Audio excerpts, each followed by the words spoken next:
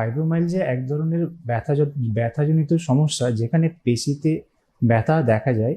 এই ব্যথাটা শুধুমাত্র একটা হাতের পেশি বা পায়ের পেশিতে ব্যথা নয়, শরীরের বিভিন্ন অংশের পেশিতে ব্যথা, বুকে, পিঠে, কোমরের দিকের পেশিতে ব্যথা, যা দীর্ঘস্থায়ী, অর্থাৎ যা অন্ততপক্ষে 3 মাস ধরে রোগীকে কষ্ট দিয়ে যাচ্ছে। এর সাথে কিছু কিছু উপসর্গও থাকে, যে উপসর্গগুলির মধ্যে অন্যতম হলো অবসাদগ্রস্ত ভাব, ক্লান্তি ভাব, দুর্বলতা, কিছু কিছু ক্ষেত্রে শরীরের বিভিন্ন জয়েন্টের স্টিফনেস।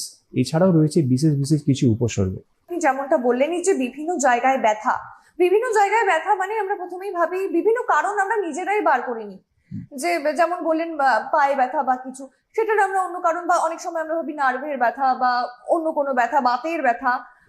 তাহলে সেটা কি করে বুঝবো সেই মুহূর্তে যে উপসর্গ সেখানে কি কি থাকতে পারে, যদি একটু বিস্তারিত জানান।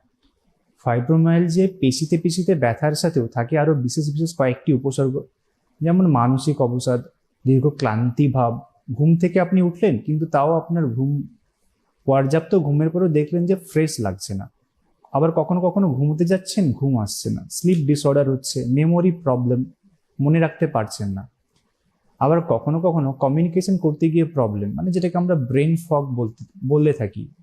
মানে আমাদের যে বুদ্ধিমত্তা, সেই বুদ্ধিমত্তার কিছুটা বিচার শক্তি কমে যাওয়া, সেটা ক্ষণিকের জন্য হতে পারে। এছাড়াও রয়েছে পেটের সমস্যা, ইরিটেবল বাউল সিনড্রোম বা আইবিএস এর মতো সমস্যা। তো এই সমস্ত সমস্যাগুলি যখন দেখা যায় একটা রোগীর বিভিন্ন অংশে পেইন বা ব্যথা সমেত, যা 3 মাস বা তার বেশি পর্যন্ত স্থায়ী হয়ে থাকে, তখন আমরা ফাইব্রোমাইলজিয়ার দিকে ব্যাপারটা ভাববো।